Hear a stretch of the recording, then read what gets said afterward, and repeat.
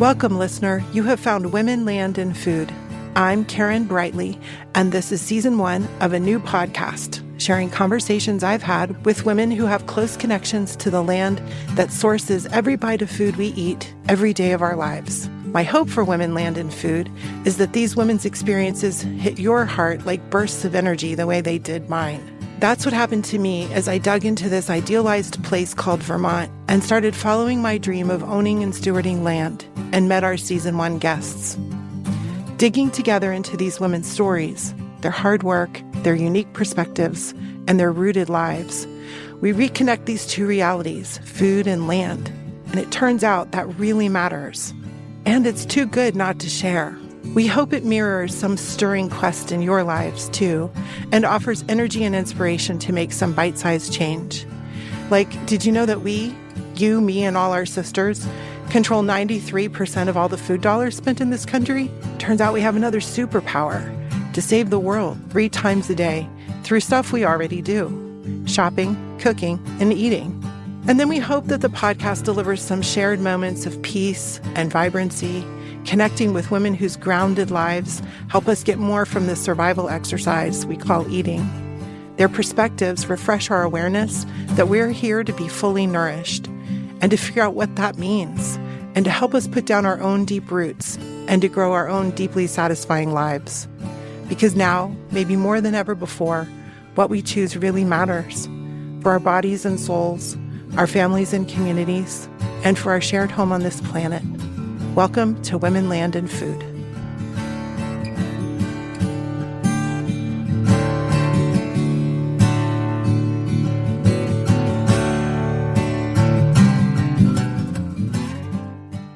Listener, I'm so excited to introduce today's guest, Michaela Ryan. Michaela is steward of the New Village Farm in Shelburne, Vermont. As a farmer and an educator for 15 years, she has had children on her land as both students and co-farmers. I met Michaela through Resika, who is the daughter of a dear friend of mine. Resika was 12 when I found out she's been learning at New Village Farm since she was 5, I think.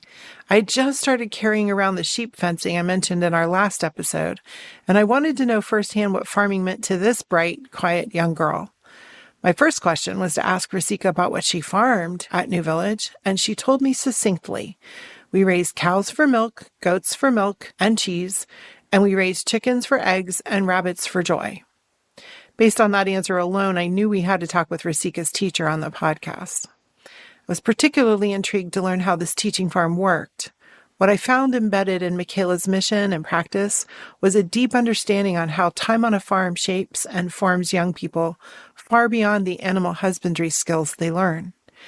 Michaela learned this herself as a child, so she really knows the starting point for shaping children's lives. I've even had the privilege to know and work with Michaela's own children and have seen her grounding approach played out there, as well as infused into so many of the children in our community as they blossom into generations of confident and adventurous young people. Her perspective sheds light on experiencing more freedom, joy, confidence, and depth in any life. I feel around her like a plant or a flower that turns toward the sun and find myself gently moved to infuse that experience into my own life, which makes me exponentially happy to share this episode's conversation with you. So welcome, Michaela, and thanks for taking some precious daylight hours away from New Village to be with us in the studio today. You're so welcome. Thanks for having me.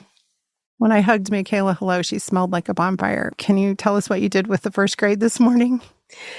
Yes, so today was the last fall day of the first and second grades' visits to the farm. They have come traditionally every Wednesday, and we made a big bonfire and roasted bread on a stick together. Well, this is the part where we jump right in the deep end. So I'm going to ask questions that we ask all our guests.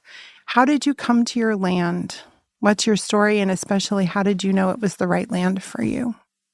For me, it was never a question of farming on my own for production of food. It was really always about including children from the beginning. And so I approached the landowner where I am now, who was a grandparent in one of my children's kindergarten classes. and asked if he had any interest in leasing the land to me so I could farm it. And it is within walking distance of 1,000 children's classrooms. So that was really the primary reason for choosing it. And I have struggled with the heavy clay soil and the wet conditions we've had lately, basically because I chose the land for who it served rather than how well it worked as agricultural land. So I was going to ask you about this later, but this is the perfect time to ask you to tell the illustrative story of how you tried to change up the chickens' food to food scraps from the school. It has never sat really well with me, the concept of growing grains for animals, using agricultural land to grow grains to feed animals, to then feed us. And especially when we have such abundant food waste in our culture right now. So we, in an effort to reduce the grain intake of our chickens, our laying birds, we developed a relationship with the local school cafeteria where 800 children eat lunch every day, and started taking their food scraps. And it was perfect in so many ways because school is in session, from September to June when our growing season isn't really underway yet. And so it allowed us to access winter food.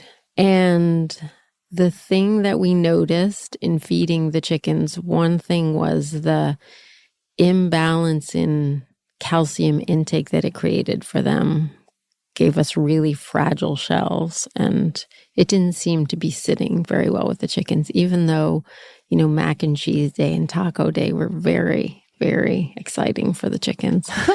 But the other thing that we noticed was where we fed our chickens in winter, when we soil tested in the spring, the sodium levels were off the charts.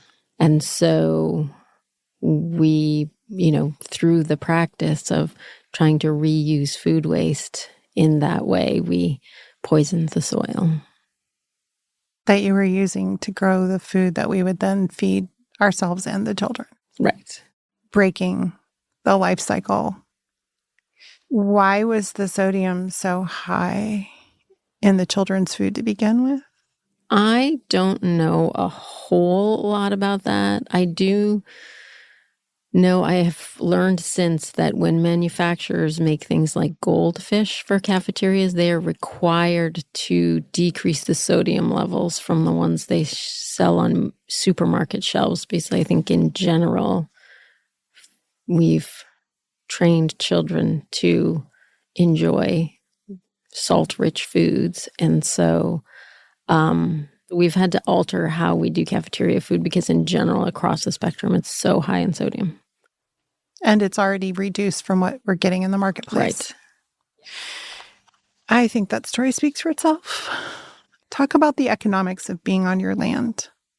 That's a tricky thing to talk about because economics are also personal and relational. Yeah. Your current model is set up that you own the land. Yes. And then you offer these classes to parents and schools. Mm-hmm. And then you also have all the costs of carrying staff and animals. I'm thinking that probably doesn't net zero out. That this is a costly venture. It is a costly venture. We are closer and closer to it being viable.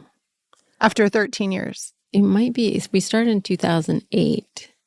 So it's 15 years. 15 now. Years. Yeah. That's a long time to carry a passion project. It really is out of ridiculous. Your soul. Well, first of all, congratulations. Thank you. And how many children have you served over these 15 years? Well, it's about 45 kids a day in summer and 20 plus kids a day through the rest of the year. Wow. Okay, we'll do the math on the side. Yeah. That's a lot of children Another in 15 time. years. It is a lot of children, and it's grown since its beginning, but yeah. Talk about your land and food. You started with animals, So is there any vegetable or garden products, or are you primarily food production through animals? Yeah, because I am on my path is animal husbandry. That's kind of how I define myself as a farmer. And I'm the head of organizations. So far, we've mostly been milk, meat, and eggs. We have some gardens that we work with the children and that we're trying to transition into some form of community and cooperative gardens. And we always have aspire to more permaculture plants, but still aspiring on that front. Which leads brilliantly to my next question. Describe what you do on your land and how it's suited to your efforts, how it's maybe not, and where you need workarounds or amendments and human partnering, or even to alter yourself or your goals as you learn from your land. Wow, that is a big 2-hour question. Starting with clay soil. Yeah, farming really heavy clay has been really interesting over time. I have done some biodynamic farming over the years. We have used biodynamic preparations on the farm since I started it. Wait, but could you say a little bit about what that is? And is that different than regenerative farming? It is regenerative farming. It is a branch, let's say, of regenerative farming, if you will. It's really applying preparations that were given by Rudolf Steiner in the early 1900s to the soil to increase its, for lack of a better word, malleability in interacting with humans. Like its ability to give back, really. Yeah, and its connection to cosmos, and there's a lot of different layers to it. Some woohoo layers. Yes. That's fun. Yes, lots of woohoo layers. But I would say that working with challenging soil has really increased my interest in the exploration in general of the concept of health. You know, what is health for the soil? What is health for the plants? What does health look like? And how, as a farmer, do I foster those things in, and what are the best ways of fostering those things as a farmer?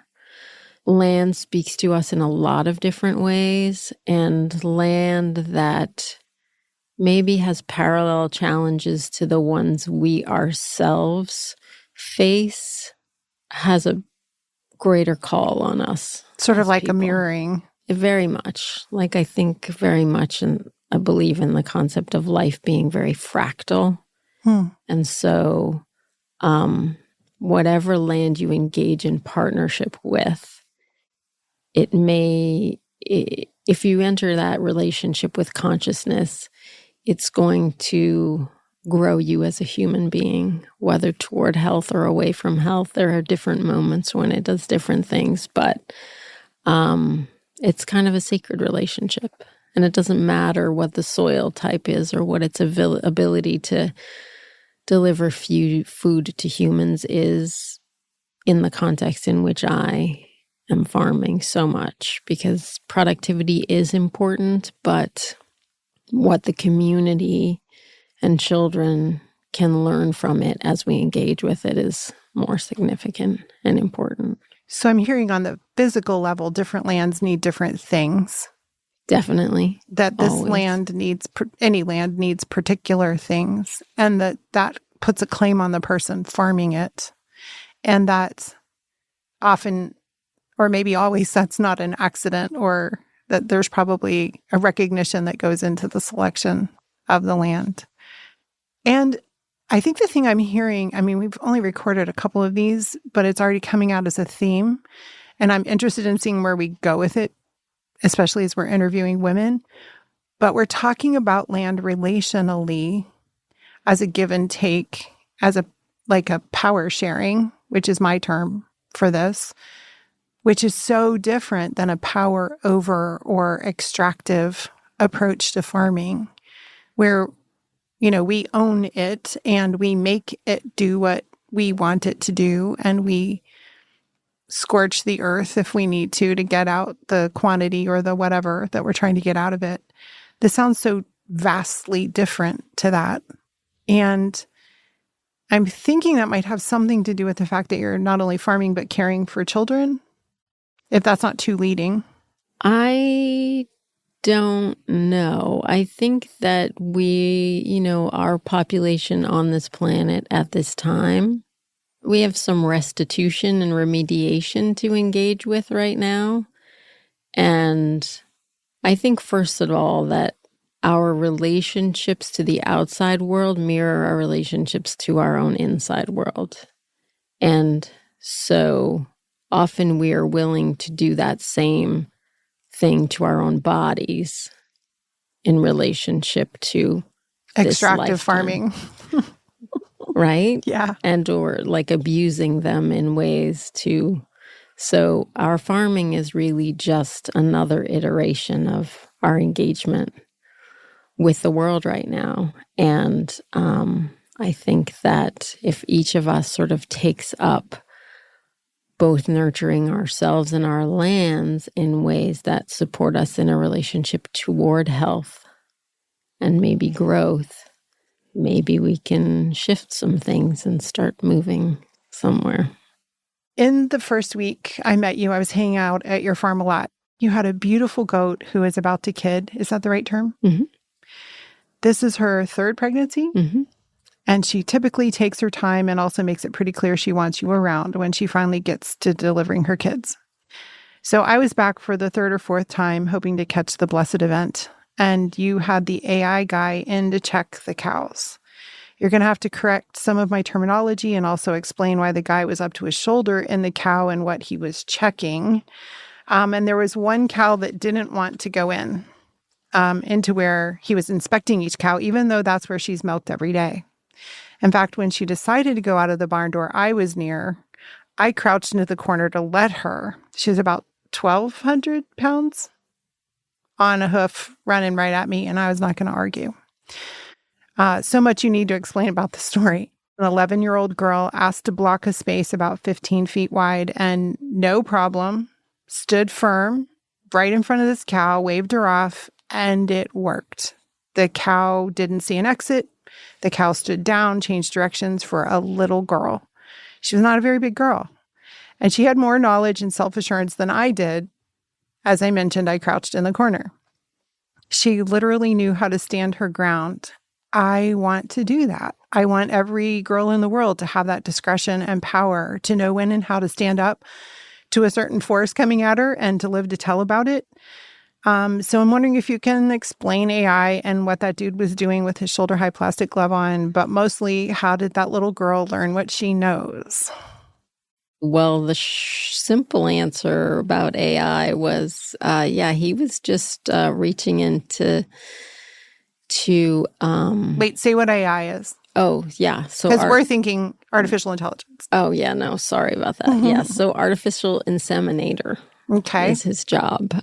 Which means you don't have to keep a bull on campus, right? Exactly. So, and the breed of cows that we have, the Normandy cattle, are fairly rare in the U.S., so it's good to be able to get good semen. By the way, listener, these are conversations that are really normal when we talk to farmers. You got to reach in all the way up to your shoulder to reach the cervix. And what was he checking for at that stage? Because they weren't newly inseminated and they weren't near giving birth. Right. So someone who's really good at it can tell by the size of the uterus, by reaching all the way in there, roughly what stage the calf is at, how old it is, how long the fetus has been in there. And we just had some confusion in the dates in our records, and so we wanted him to double check. So you could tell not only if the cows were pregnant, but about how far along the calves were. Yes. Okay. So you needed each of them in to get checked, and this one cow didn't want to go. Do you know the cow that I'm talking about? Is this her Norm? I'm not sure. Was it Sweet Pea? Well, they're all so big. I was a little distracted. Yeah, I don't know. So big girl, little girl. When we educate children these days I mean, our education system is really kind of set up to teach to the head. And I feel like education in the US evolved at a time when kids were doing 2 hours of chores and then walking 5 miles to school. So they were getting all these other skills on their homesteads or in their parents' grocery stores where they were stocking shelves or whatever. Like they were engaging with the world in a different way than sitting down and being asked to absorb information. And I don't want to criticize schools because teachers are incredible and do so much incredible things with what they're given to do it with. But your point is their resource kit is limited compared to what it was. Right. And I think like when you work around animals, and one of the reasons that we have goats is because goats are a good size to be around kids. And kids have to manage getting in and out of a gate. So it's one way to just get in your body and sort out how to move it through space is manage yourself getting into and out of the goat fence to do chores. And I think that that's the type of activity that farming presents to kids that allows them to build soft skills that we hardly recognize anymore, like that spatial ability. There's literally this thing you do where you throw out a wall beside you on either side when you're herding animals because of the way they see and the way they engage. I mean, it's crazy to say, but you kind of throw your energy to block them. It would be crazy if it didn't work. Right. Yeah. So there's both like standing your ground and learning to do that. And in the face of 1,000-pound animals or smaller animals, we start with goats, and just being confident and occupying your full space in the world. Like, what would it be if every girl knew how to do that just from being around animals? Right? It's a remarkable thing. And sometimes other things throw us off our centers and we forget that we know how to do that in different contexts. But that's one of the things about farming that, I think that kids benefit from. They benefit from serving something outside themselves. They benefit from engaging with the world in a way where they know that it matters. They got up this morning. It mattered to the goats. Like they got work done in their community. And just learning how to be in the world, because animals and humans aren't that different. And energetically, if you're projecting something into space, humans might be slower to pick up on it, but they'll get it. Animals much quicker. Well, yeah, they don't have the barrier of language, and all that crazy thoughts that roll around our heads that occupy way too much of our time.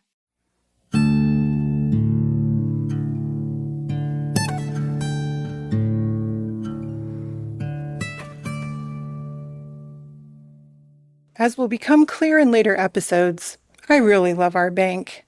Mascoma Bank was one of the first great discoveries we made when we moved to Vermont. Mascoma is a community bank supporting local businesses, nonprofit organizations, and customers around Vermont and New Hampshire. From everyday checking and savings products to mortgages and commercial lending, Mascoma Bank helps community members navigate all their financial challenges. They are also serious about personal engagement. You walk into a branch and they know your name. It's the type of customer service that we know and expect in northern New England, and they deliver. I'm proud and grateful that Mascoma Bank is supporting the inaugural season of Women, Land, and Food. Member FDIC, Equal Housing Lender. The Farm-Based Education Network is a project of Shelburne Farms, originally formed in 2006 to support farmer educators just like Michaela Ryan of New Village Farm. Michaela, like so many Farm-Based Education Network members, shares the goal of inviting learners to build a real connection with land. In addition to producing food, fiber, and other resources on their farms, members create safe and supportive and transformational experiences for learners of all ages, especially children. The Farm-Based Education Network facilitates peer-to-peer learning, tool sharing, activity exchanges, job listings, and communications to support farm-based educators in 48 states and 28 countries. Most importantly, they link members with others who value collaboration and connection to food, farms, and each other. Check out the ABCs of Farm-Based Education workshop at Shelburne Farms for an example of how to build and inspire educational experiences on farms. Join the network for free at farmbasededucation.org. That's farmbasededucation.org.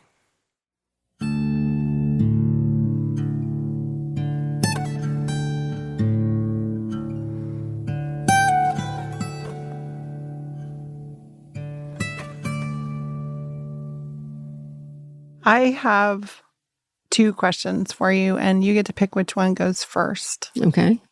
The first one's pretty personal, and you've told me some of your story. So share what's relevant for you or meaningful for you in this moment. But why farming to reach children? Why not metalworking or some other? So that I know is rooted in your own story. And then the other one that could take 5 years is, who has learned the most on your farm and what have they learned? I'll start with why farming. Because it saved me. Wow. So I grew up on 100 acres in near a very small town in southern Quebec, where my family spoke English at home and the whole community spoke French. And, started French school in kindergarten, and it was very clear that I didn't belong. And so school was kind of a struggle for me, and how I vented that struggle was rolled out of the school bus onto 100 acres, and it could sometimes take me 3 hours to get back into the house, depending on how dysregulated I was and what I needed from the earth around me. So Animals? There were animals? Yeah. So some of that would be in the barn. We mostly had sheep and chickens. Some of that could be climbing trees or just messing around in fields looking for bugs. So I always knew from an experience of growing up in a landscape like that I belonged to, I don't know if you want to call it farm, earth, nature in some way. And, throughout my life, my relationship to humans has not quite been so secure at all times. And so, I was a despondent, suicidal teenager. And I really felt at that stage of my life that my connection to land and nature is what got me through, because I had no idea how to relate to human beings. And you were on that same farm during those years? Well, off and on. Off and on. So my parents divorced when I was 13, and most of my time was spent in an apartment. And then I could visit the farm every other weekend. And find yourself again. And find myself again. Share, if you would, the one thing you found out about an ancestor that affirmed so much of this. Yes. So I think it was March of 2019. I found out that my 10 times great grandparents were the first farmers of Quebec. They came over on the boat with Champlain and brought oxen and a pick and a shovel. The fur traders who transported them to the colony refused to bring the plow. So whoops. They farmed, the North American landscape for better or for worse, because being the first colonists has a lot of terrible connotations today as well. But for me, having grown up in a space where I felt like such an intruder and an outsider, and to learn how deep my roots in that culture actually were, was tremendously meaningful. But also, I was at this junction of challenge with the farm and knowing that my ancestors were farmers and successful farmers north of where I'm farming now, was really such an incredible, it was an incredible motivator. There's just incredible connection there for me. Like it meant a tremendous amount, on the days that it was 5 degrees and the water was frozen and the tractor wouldn't start. It kind of got me through. That's amazing. It has been, really remarkable. And they were farmers from where they had come from. Yeah, which was from France. From France. Yeah. So he was actually an apothecary who, I guess at that time, apothecaries were growing all of the plants that they were using for medicine. Yeah. And so he was recruited for his knowledge as the colony physician and grower. And so he had come over to Acadia first and then to Quebec City. It's fascinating to me that not only did your instinct, perhaps even prowess as a farmer, get embedded at a cellular level back then that you now recognize, but he also gave you this legacy of conflict with people. Yeah. That coming here to other people's land with advanced, well, in our terms, advanced tools, theirs had worked plenty fine for millennia. Right. That's something that you had to negotiate as well. Right. That you inherited. Yeah. We don't talk enough about that, especially as white-bodied people, that a lot of times we're living with other people's choices that were made a long time ago. So you left the farm to go to college. What was the journey back then to your land? Yeah, I just want to speak to my ancestors for another moment. Yes, please. My great 10 times great grandmother who farmed alongside her husband. As couples did. Yeah, and came to the colony as well and opened a school and was an educator. Whoa. Talk about legacy. Yeah. So in the history books, they had a strong connection to the indigenous people because this core fascination for them was plants. And so it was a cooperative relationship as well. That's, what I have read so far, was that he just was so craving learning from the indigenous people about how they were using plants here. And wow. So you're finding sources where that's been recorded. Yeah. I envy that as an American mutt myself, that I'm just barely learning a little bit about history that doesn't go back that far. I feel cut off from so many pieces of that knowledge. That's just such a treasure. You told me about cows that had been fed on pasture and the difference in how they thrive compared to cows that I think had been grain fed.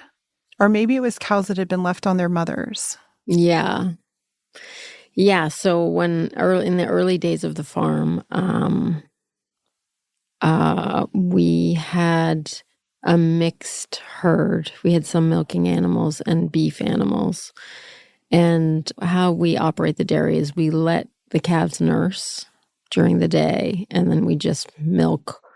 We separate at night, and we milk the cows in the morning, not quite fully out, and then we let the calves nurse again. And that starts when the calves are how old? About 4 weeks, that we leave them on around the clock until then, and we take the extra milk in the morning.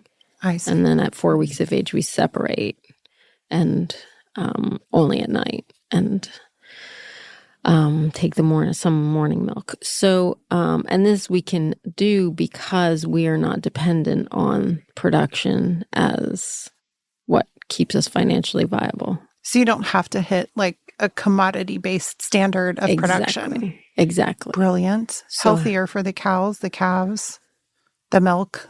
Yeah, well, my experience with farming so far is that the way that it's structured, you're always trying to figure out or trying to keep in balance who's going under the bus. Is it the animal in this situation? Is it the farmer? Is it the soil? Like, I think that the way that production farming is structured, you're always compromising. Is it like, do I have to work an 80-hour week? If I move down to a 60-hour week, how does that impact the animal? So you're juggling and trying to balance this crazy formula that is really hard to have work out. Some people are really good at it, and I admire them for it. But for the likes of me, I'm not quite there. But I mean, dairy, though, overwhelmingly in this area, if you look at the numbers, doesn't work financially. Fascinating. So it's production plus, if you're going to do it at all.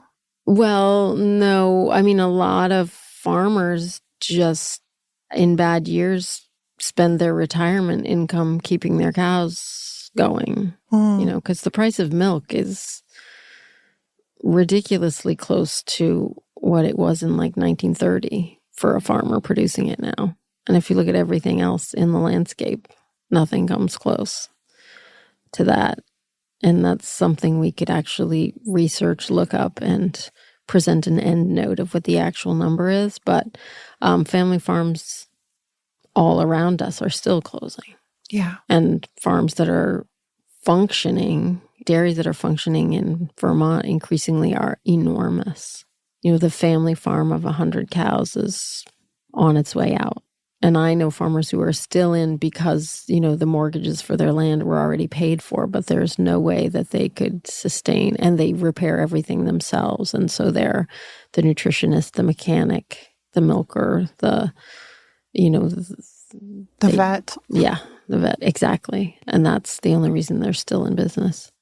So I'm sorry I got you off track because I was hoping to hear about the cows that thrived and those that didn't. Yes. So basically, what happened? So we had cows nursing calves, and at that time we had 3 calves. I forget all of the circumstances, but one was given to us, maybe 2 were given to us that we were bottle feeding. So 3 calves in a herd of 28 animals roughly. And there were 6 calves in total, 3 being bottle fed, 3 being nursed by their mothers. And what's in the bottle feed? We were doing cow's milk because we had it. So part of your production went to feeding these 3 Yes. calves. So a friend of the farm just came by thinking they'd throw their food scraps, their leaf scraps, grass clippings, things like that into the pen for the cows, and did it when no one was around. And they happened to have a Japanese yew in their yard, which is a highly, highly toxic ornamental. And those 3 calves all died. And no other animal in the herd died.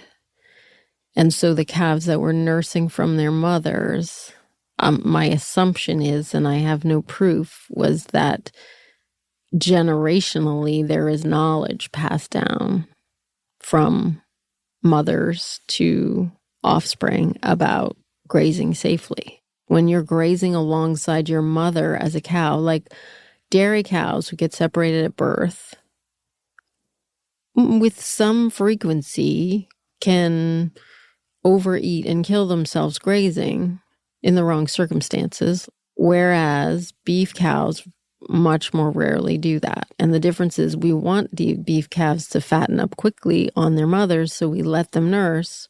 So they're out in fields learning to graze with the generational knowledge of what's safe to eat and what isn't. And so my assumption was just that these calves who were being bottle fed and were, kind of not moving with the herd as the offspring of cows do, were the ones that ate the toxic plant and died. That story stuck with me.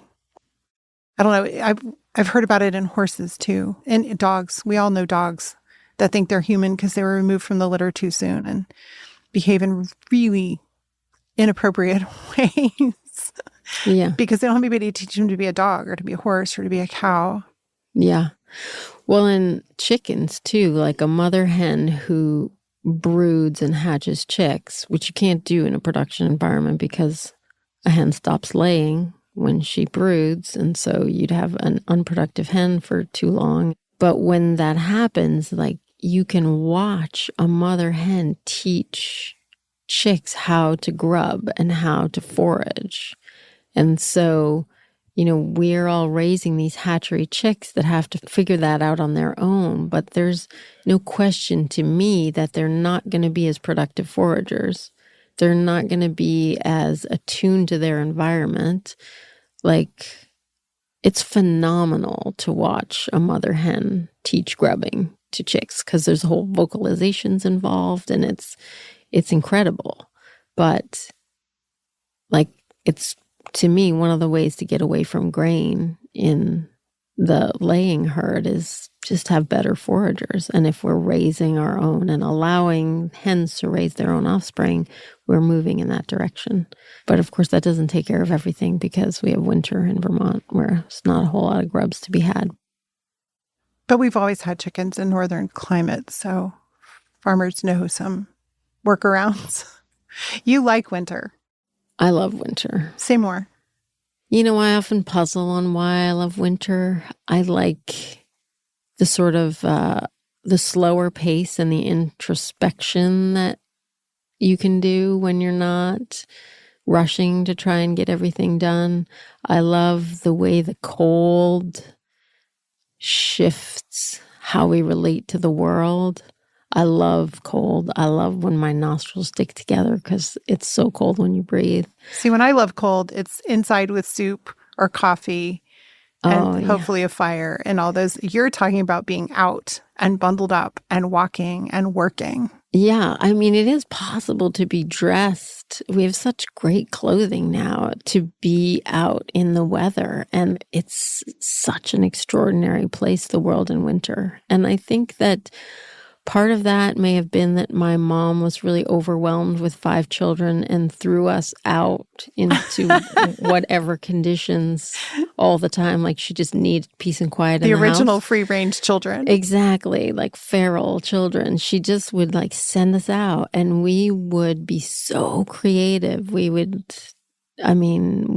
were all over field and farm and every circumstance, and we were digging graves and snowbanks and building For what purpose things we will leave unaddressed. Exactly. Well, just to get down out of the wind. We had cross-country skis and we were just always out there on them. And it's such a great memory of kind of coming together in the community of family for me as a kid, like being out there with my siblings. Yeah. It's really, really magical. I was talking to someone about sort of soul experiences the other day, like how we have so much coming at children all the time that we overwhelm them. And I was talking to them about how in a Waldorf kindergarten, when they start to paint, they just use one color on a piece of paper. And if you imagine, like, you're just painting with yellow. They all start out as Rothko. And it's really about, like, what is the experience, the soul experience, if you will, of yellow on the page? Does yellow move differently than blue on the page? Like, it's giving them this one experience at a time to let them really dive into it. And so I don't know if it's that, like, soul experience of winter where it's I don't know, you just get out there connected to the elements, and they're raw and real and in a way that nourishes me in some crazy way. Well, it sounds like you're finding the infinity in a monochromatic experience.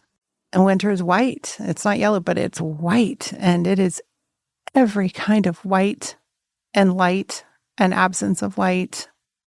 Yeah, it makes sense. I'm not sure I understand it, but it makes sense. Yeah, it's, and I am sort of sad about the winters we're having. And I'm feeling this craving to move north, to go back to whiter, colder, frostier winters, but we'll see. So, Michaela, who's learned the most on your farm and what have they learned? No one has even come close to learning as much as I have. So I am that person who has learned the most. And I think that that's what I've learned is, Clearly, so much of that is about being a farmer, but I sense that you're talking about more than that. yeah. So I think that there's a way in which our ambitions pull us through our life lessons, And so for me, like everything from how to relate to other humans as staff, how to be in community, how to advocate, how to have better boundaries, all of it. It's an incredible training ground for me every day. And then I think that when you take up engaging with the natural world or a farm or something like that, there's so much available in every moment. I love when children step onto the farm, engage with it, and take ownership. Like when children are like, no, Mom, let's not go to that farm. Let's go to my farm.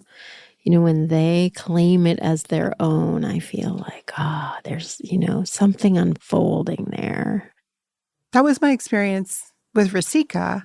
I found out she had been literally farming for many years of her very young life.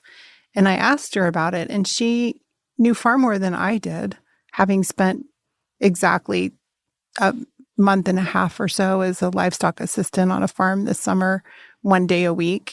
I mean, this child knew things like in her bones. She spoke with authority. She spoke accurately. She spoke with depth about farming. I'm looking at her going, you're a young girl. I think she was 13 at the time. Yeah, and providing that opportunity for kids who, even though they're not getting to grow up on a farm, to really engage with it deeply. I think that the kids who probably have learned most are the kids who come to the year-round program, the school year program. Say a little bit about that program. So we call it farm school. How were they able to leave regular school? Yeah, so we do have homeschoolers, but we also have more and more kids since COVID getting permission to take a day a week off of public school to be in another setting. That sounds like a Vermont thing. I don't know how it works in other states, but most of the time, parents who want it are able to get permission for their kid to step out of school. A day a week year round. A day a week year round. So yeah, so a kid might come on a Wednesday through the entire fall, winter. And it really, their mastery and ability is impressive. What are the things they're learning? They will do all of the chores during that time. So they'll be tending chickens, gathering eggs, putting them out for sale. They'll be milking goats. When they're older, they can be milking cows. They're taking care of rabbits. They learn the basic animal husbandry stuff. And then in season, we're growing vegetables with them. There's projects, different things on the farm they might build. Nest boxes for chickens or goat obstacle course or whatever. They learn to relate in a less structured environment. Do any stories come to mind of children interacting? I mean, my favorite was a day that I was the head counselor of a program, day that they have off school, and they sign up to come to the farm. So it was me and about 12 kids, and they seemed like mostly 10-year-old boys. I'm laughing already. We had these 2 fairly large wood chip piles, and I was sitting on one having my lunch, and they had finished their lunch, and they were engaged in a game on another wood chip pile. And I was having a meeting with a teacher who had showed up. So I brought the teacher out there because I still had to be loosely supervising. And I noticed that the teacher was getting more and more anxious. And I started to think, is something wrong here? Like, what am I missing? So I'm looking at the boys in their game, and then nothing is alarming me, but clearly this teacher seems alarmed. So I stop the game, and they all sort of turn around, come over, and I ask them, is everyone okay? And they're like, yeah, yeah. And I said, well, does everyone feel safe with this game? It was a sort of King of the Mountain shoving thing. Mm-hmm. Little goats. Yeah, exactly. And they were like, yeah, we're fine. And I said, does anyone feel the need for like another rule or anything to make them feel safer? And they all look at me and they go, well, wait, let us explain the rules to you. And so they go on to list this entire Catalog. rule set that they had of like, you can't push a person if they're facing away from you. You can't push a person if someone else is already pushing them. You can't push below the waist. You can't, like, they had the whole thing structured and set up. And then this is how this plays out. And so I just looked at them and was like, okay, so nobody needs anything from me. And they were like, nope. And I was like, okay, well, proceed.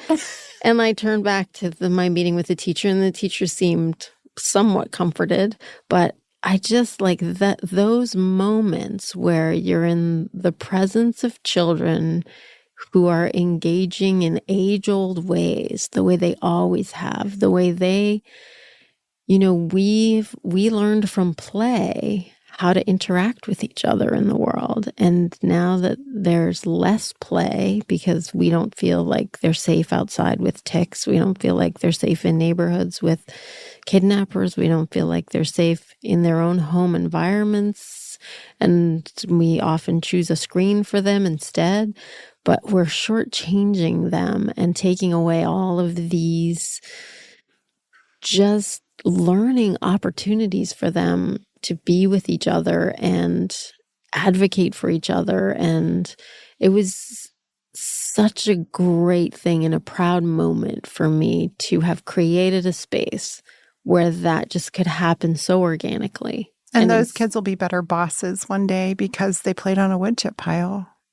That is my hope, yeah. If we step back a little bit, like that's one of my things about the farm is like I find myself really craving stepping back and letting the farm teach. I don't see myself so much as a traditional educator.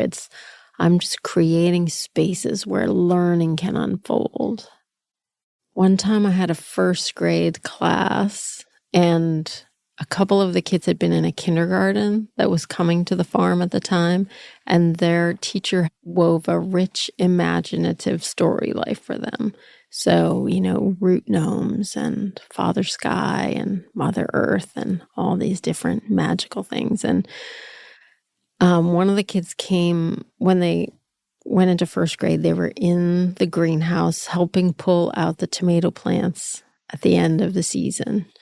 And this child had apparently heard a story about root gnomes. So they're trying to pull the tomato plants, and they're trying to get their little shovels in there, and tomato plants really can develop good root systems. And so they were having a hard time. So this kid shouts at the root gnomes, please let go. And so the class kind of like heard and was like, oh, you're right, it must be the root gnomes. And they all took up the chant, root gnomes, please let go. And it was magical.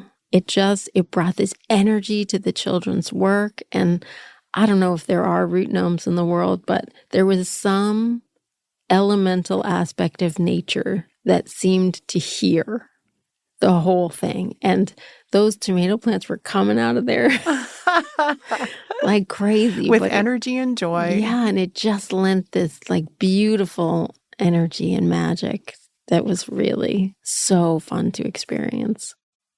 I'd love to head into our rapid wrap-up. Okay. How do you describe family right now? So my nuclear family right now kind of joyfully includes a grown daughter and grandson in my home, which is such an exciting and fun thing for me. But and the grandson is how old? He's just turned 1. So yeah, lots of fun. But I also think, I have a pretty expansive notion of family. and friends I consider family. And yeah. And maybe some animals. Oh, for sure. What most prepared you for your current work? I mean, everything from my ancestry to my upbringing. Are there any things that are transferable to a newbie like me who's looking to start or discerning? You know, there are no wrong choices. When you're on the journey, every piece of it is bringing you to the next step. Well, it sure brought me to a podcast. Right. But even if the first piece of land you choose teaches you certain things, even if it doesn't end up being your final piece of land, it's still of value. And I think that one of the gifts that I have been given, I have had the privilege of having, is being on the farm since the beginning, is that I have engaged in every struggle of it. And I have over time built a confidence that has been hard won. But every, good, bad, and ugly experience is a part of who I am now. And I think that if you're open to letting that be, you can't make a mistake. Well, now I want to ask you about the most joyful and the most horrible.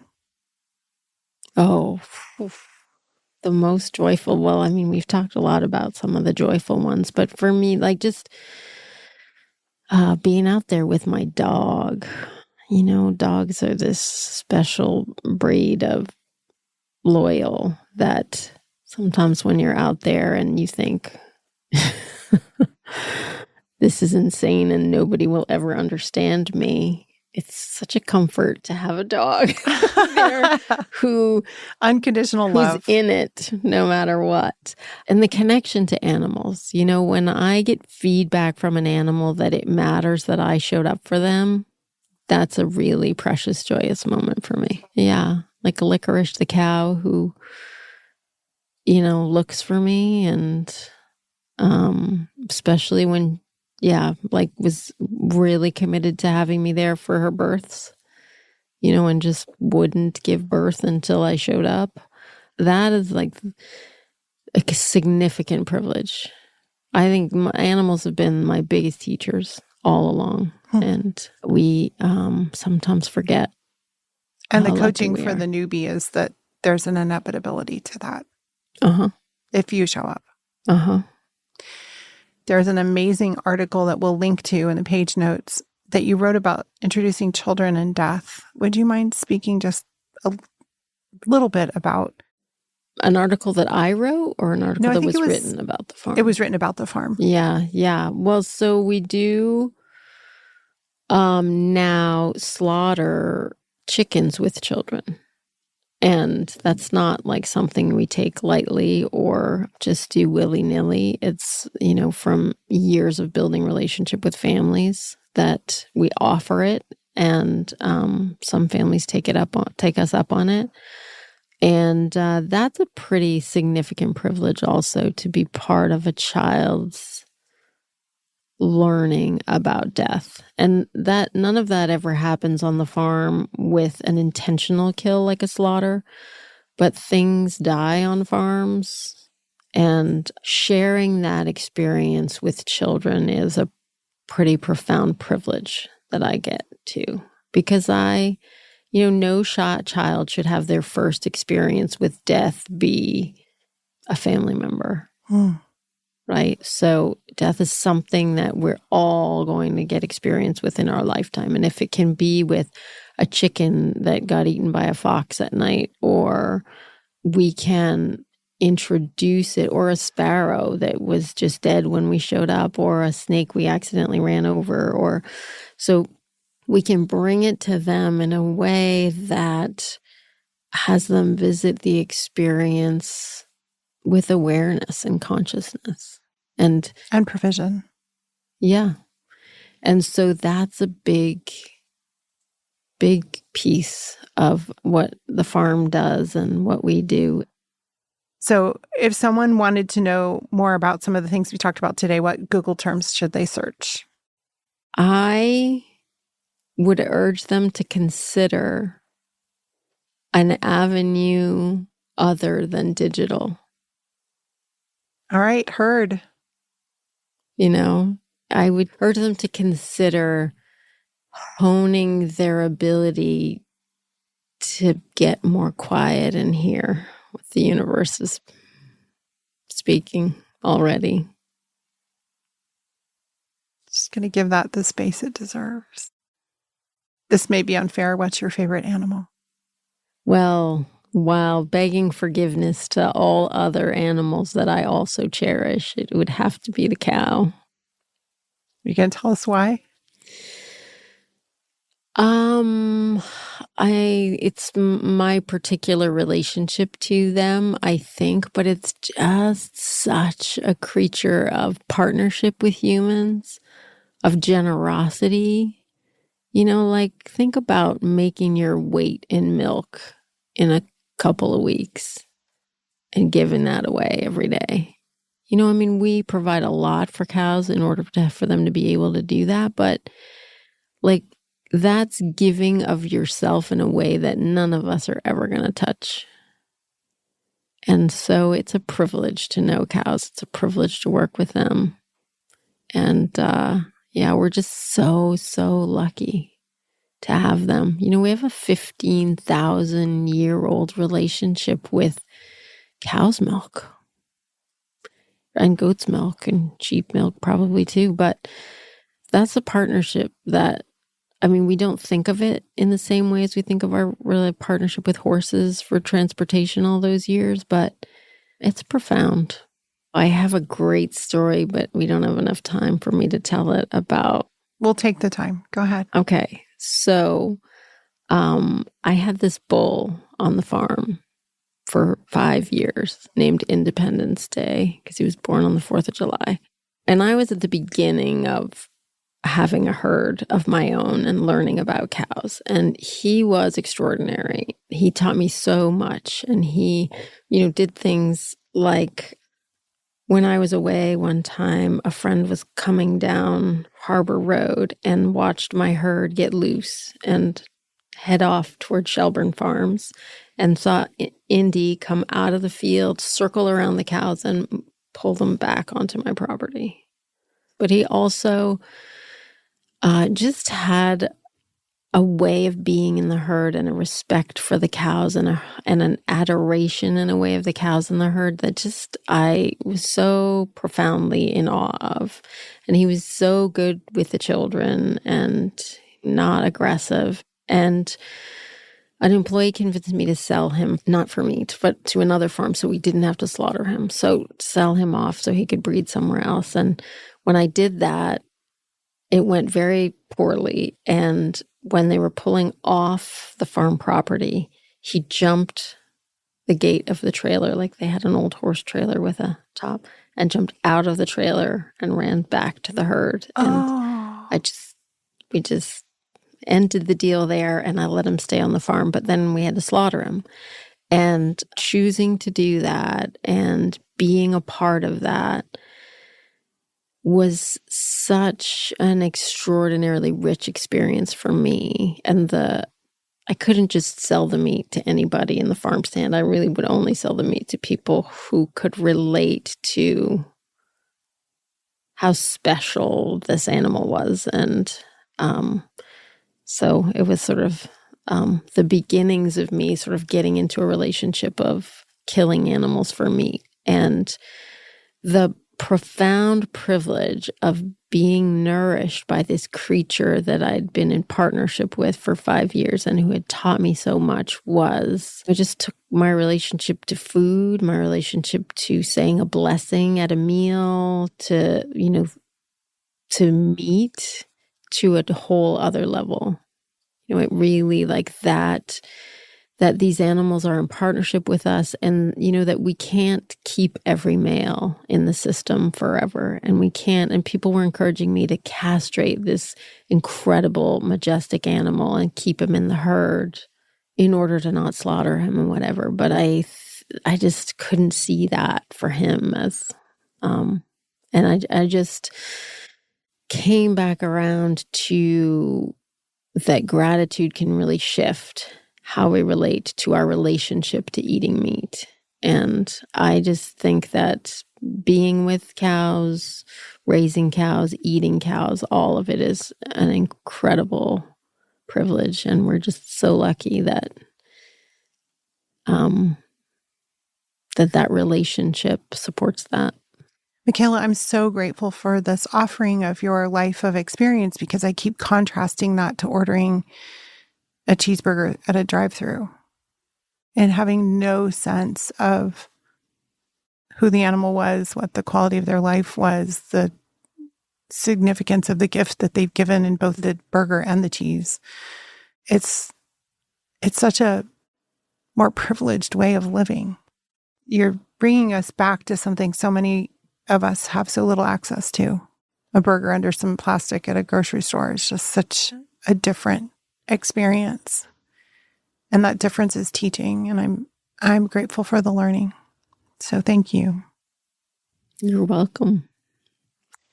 All right, we're going to try and jump back on this train. Sorry. Okay. Favorite holiday, go. I think Christmas.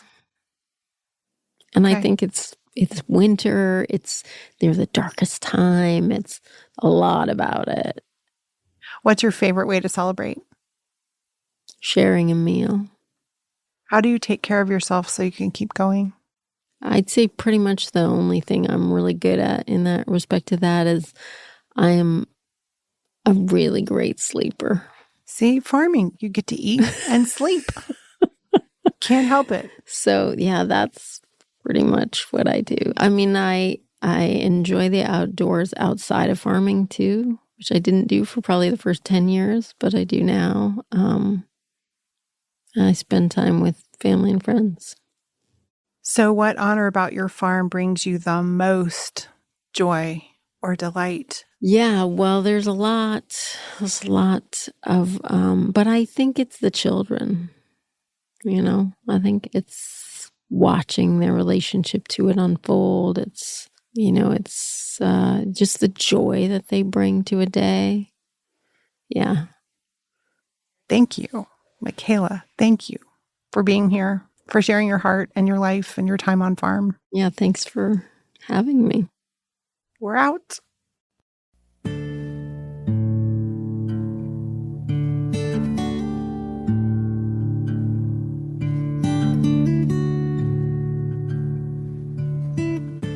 Women, Land, and Food is a Sister Camp production. Our producers are Elizabeth Brightly and Christina Samuelewski.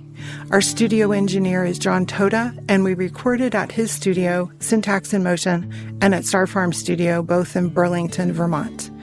Our audio engineer is Bridger Dunnigan. Our 2025 summer intern is Marin Borsche, and our research assistant is Phoebe Woodall. Our music composer is Mike Coulter, who shared variations on his original piece called Seeing from his Confidence Head studio in Santa Monica, California. Land is our middle name, and our journey together follows our connection to land through food that grounds us and sources our lives. We take seriously that our Vermont stories are lived on the unceded tribal home of the Abenaki people. Our home on this edge of Lake Champlain is known to be an ancient place of gathering and exchange that was stewarded for thousands of years by generations of Abenaki before our European ancestors broke their connection to their lives on this land. We are working to understand the results of this oppression that we have inherited and to participate in all we can restore. We encourage you, too, on your journey to discover and restore your own varied and complex connections to your land and heritage.